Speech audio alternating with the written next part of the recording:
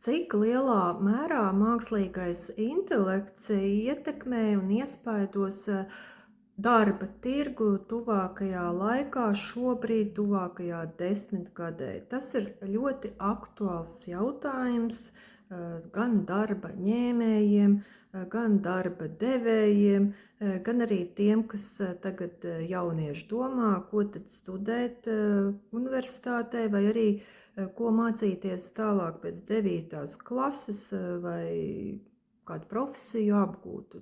Tagad ir patiešām jālauza galvu, jo ir jau tādi profesijas saraksti jau, kur skaidri zināms, ka tur mākslīgais intelekts jau sāk ieņemt dominējošo pozīciju un patiešām jau tagad to iespaido un nākotnē vairāk attīstoties, visticamāk, ka vēl vairāk iespaidos, varbūt ne gluži iznīdēs pilnībā kādu profesiju, šo te pārsvarā biroju vai rutīnas darbu, tādu profesiju veicēju darbs, bet iespaidos pamatīgi un publiskajos ārvalstu, arī Latvijas avotos un rakstos un pētījumos un kopsavilkumos jau parādās atsevišķu profesiju veicēji, kuriem ir jārēķinās ar šīm te izmaiņām.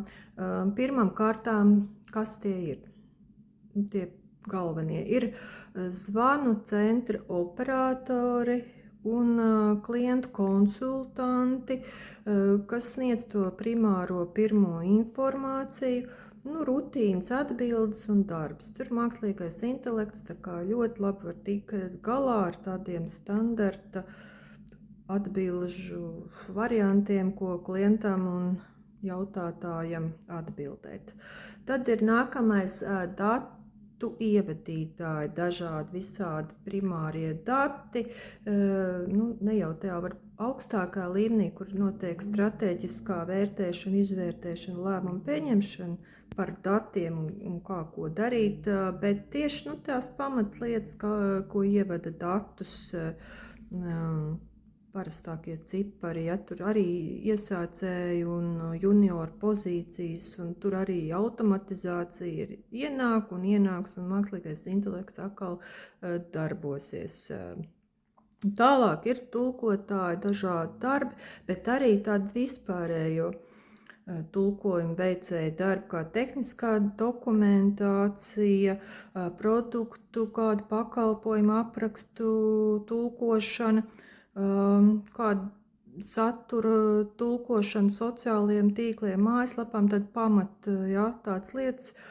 Tur paliks mazāk darba, atkal vajadzēs tulkotājiem vai tā kā vairāk rediģēt, pārbaudīt to visu, bet ne tādas sarežģītākas jau tās pozīcijas nepazudīs kaut kur tiesās, kur tulko, vai Briselē, parlamentā, Eiropas tulkot, tur jau arī, kur cilvēks ir vajadzīgs un tā izpratne par visu tur paliek, bet tādi standarti, ko var izdarīt ar mašīnu tulkošanas rīku vai arī kāds no mākslīgā intelekta rīkiem vai ChatGPT vai Google Gemini vai Gemini angliski sakot, vai jebkurš cits Groku vai Clouds varbūt tās un vēl citi var iztulkot arī visu, ne tikai savākt ātri informāciju, ko jautā uzvednē promptā, bet arī iztulkot tur.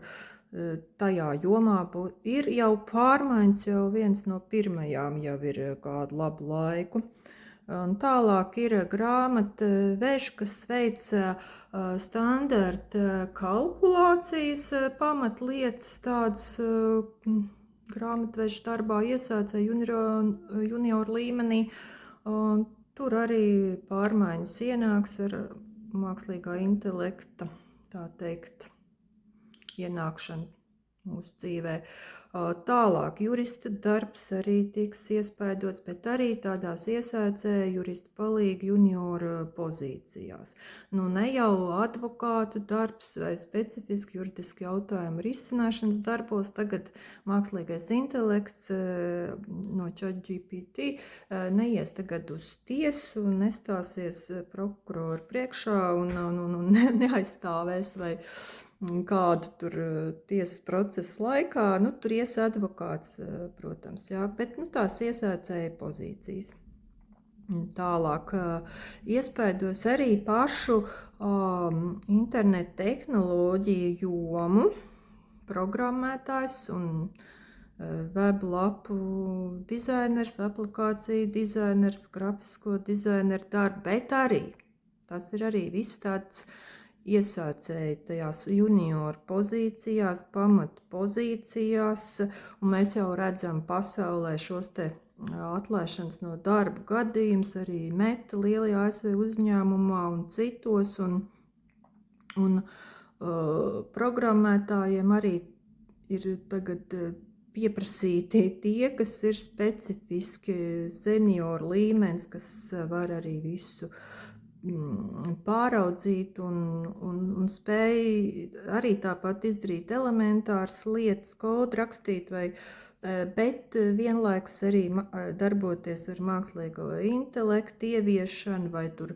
specializējas uz kiberdrošību vai programmatūru testēšanu un tādas specifiskākas, ja tas nepazūd, pazūd tas, koda rakstītāji vienkāršākajā variantā, kā saka paši programmētāji, ja man privātā sarunās, tiem būs mazāk darba, bet savukārt, tā kā tas mākslīgais intelekts tik strauji ienāk, tad ir visi tie aģenti, asistenti, un tad tos visus aģentus jau kādiem arī būs jākontrolē no augšas cilvēkam, vai ne?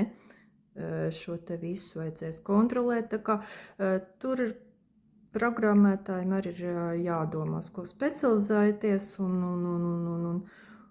un patiešām tagad ir tie rīki, ka pat cilvēks kā es varu ieiet tajā rīkā programmā, kam nav sakara tieši ar programmēšanu, un var uzrakstīt kodu un uztaisīt mājaslapu, kā saka, lielā ātrumā. Tikai jautājums kādu. Un līdz ar to te atkal ir runa par dizaineriem, kur ar te apspriež to UI, UX dizaineri, ja, kad tagad tas mākslīgais intelekts, cloud un cits vēl atņems to darbu dizaineriem, bet beigās jau arī paši secina, kad satais jau visu kaut ko ļoti vienādu, ja, pa visu pasauli, tie mākslīgā intelekta rīki, tāds, bet to lietotāja pieredzes dizainu nevar izdarīt. Tas mākslīgais intelekts, tur ir vajadzīgs šis te UX dizainers, tāpat, kurš izprot to produktu, pakalpojumu, to cilvēku domāšanu un tā tālāk. Tātad, bet IT jomā arī tur ir pārmaiņas, ko ievieš mākslīgais intelekts, bet tur atkal ir viņiem pašiem jātiek galā tagad ar tiem aģentiem, asistentiem, un tur darba pilnas rokas ir atkal tiem, jo visā pasaulē tagad viņi ir pieprasīti tie, kas arī saprot šīs te lietas, un uz to arī vajag specializēties arī tiem, kas, es domāju, Latvijā sāk studēt un tagad ir varbūt tās junioru līmenis, tas specializēties vajag uz tām lietām, ko vajadzēs. Lūk, un tad, kas tad vēl tāda runa ir par to, par kasieriem, par veikalu kasieriem, redzam arī ir šīs te automātiskās kases, ir tik daudz jau, ka ar grūtībām var saskatīt kādu pārdevēju vispār, ja? Paši redzēt. Arī viss jau ir automatizēts un programmatūras, ko visticamāk arī darbina kādas mākslīgā intelekta programmas, ja? Paši redzam šīs te ikdienas pārmaiņas un tagad domājam, mums kaut kas ar pāri paliks cilvēkiem, ja? Paliks pāri un tieši tās cilvēciskās sociālā tipa profesijas, empātijas pilnās profesijas, kur vajadzīgs ir patiešām cilvēku padziļināt izpratni, vai nu arī kontroli par kādiem procesiem, strateģiskie lēmumi, galavārds ir jāpasaka. Un tagad mazliet par šīm te profesijām.